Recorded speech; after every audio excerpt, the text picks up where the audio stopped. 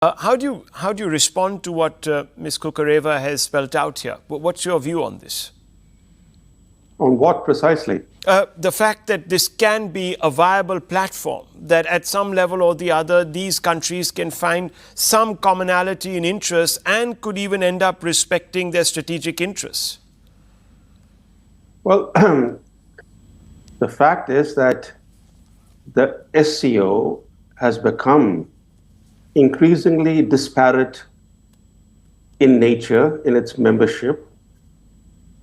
The Sino-Pakistan Strategic Alliance, which is embedded in the SCO, we should not forget that much as China has blocked India from joining the nuclear suppliers group until Pakistan is also admitted to the nuclear suppliers group, it succeeded in getting Pakistan into SCO alongside India in 2017. So the Sino-Pakistan Strategic Alliance is embedded in the SCO. This is just one example of the disparate interests at play in the SCO. This hinders the transformation of the SCO into a more powerful and cohesive bloc like the Group of Seven. I just gave the example of China and Pakistan, but there are other examples within the SCO showing that this group is not cohesive, and it will be very difficult for this group to shape a common agenda. The fact, though, is that the SCO is very clearly coming under China's sway. China calls on other members to uphold shared values that it labels as, quote unquote, the Shanghai spirit. And the very fact that the SCO bears the name Shanghai gives it a Chinese imprint. So China is clearly in the driver's seat.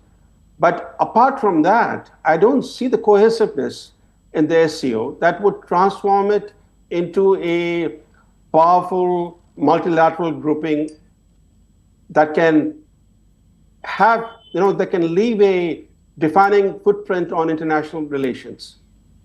Okay, so that's a significant sort of difference here between the way you look at the SCO and the way Ms. Kukareva sort of looks at the SCO. So let me bring in Professor Victor Gao, because this sets up that little part of the conversation. Professor Gao, look, can China earn India's trust by showing a willingness to appreciate India's red lines and also respecting her strategic interests? Now, there is a significant problem.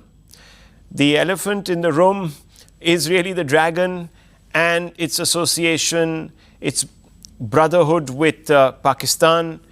And we know that we see it as this sort of unified front that is confronting us here, New Delhi. So that's a challenge. And you will have to go an extra few yards to convince India that this challenge is not to India's sovereignty. Thank you very much for having me. First of all, what is SCO? SCO is a group of countries which need to respect each other as equals, and all decisions need to be made on a consensus basis, meaning every member has a veto power if they do not like anything that SCO wants to do collectively. That makes it a very unique organization in the world of today. It's kind of comparable to the Security Council of the United Nations, where each of the 5 permanent member states has a veto power. Within SCO, every member has a veto power. That's number one. Number two is that I know that you are looking at SCO from the Indian perspective, but let me make a very straightforward. SCO will continue to grow and gain more and more momentum with or without Indian participation. I personally hope India will decide to stay within SCO and play increasingly important role, of course, but if India really chooses to leave SCO, no one will block India's exit. So it is up to India to decide for its own interest whether it wants to play a role of importance within SCO or whether it wants to be the sole outlier within SCO or whether it wants to bail out of SCO. It's nobody else's decision but India's decision. Now, when you talk about the red lines in China-India relations, let me ask you, what are the red lines you have in mind? I think between China and India, which I call the two only superpopulations in the world, we have so many similarities to each other, and we have the two largest populations in the world, then we need to really promote friendship and peaceful coexistence with each other. If there is any red line, let me tell you, the red line between China and India is that the McMahon line drawn up by a British should never be accepted as the final border between China and India. Fine. That is the red line. No, that's true. But there are other ways of looking at this in skinning the cat. So basically, you're saying that our priorities prevail if India can fit its own priorities within the rubric of Chinese priorities, it's okay. Otherwise, you can take the highway. So this goes against the spirit of cooperation. It is a bizarre formulation on your part, because Professor, let's talk about one basic red line. We all against cross-border terrorism, for example, but China blocks every Indian attempt, very legitimate attempts, backed with a lot of proof, for example, to sanction terror groups based in Pakistan. These terror groups, and there's enough documented evidence that is being supplied internationally by even allies of Pakistan, like the United States, that show that they shelter terror groups that strike at will on Indian soil, kill Indians, innocent Indians. How does that spirit then guide you into creating this atmosphere of cooperation? Can you explain? Yeah.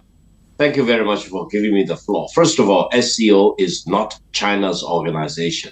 Not at all, by any stretch of our imagination. Please don't call SCO as a Chinese organization under Chinese sway. No, each of the SCO members, as well as observer states and those countries which line up to join SCO, each of them in their own capacity is a very important stakeholder of SCO. Now, secondly, personally, let me use this opportunity to assure you that I and China want to condemn terrorism of all shapes, colors, and forms.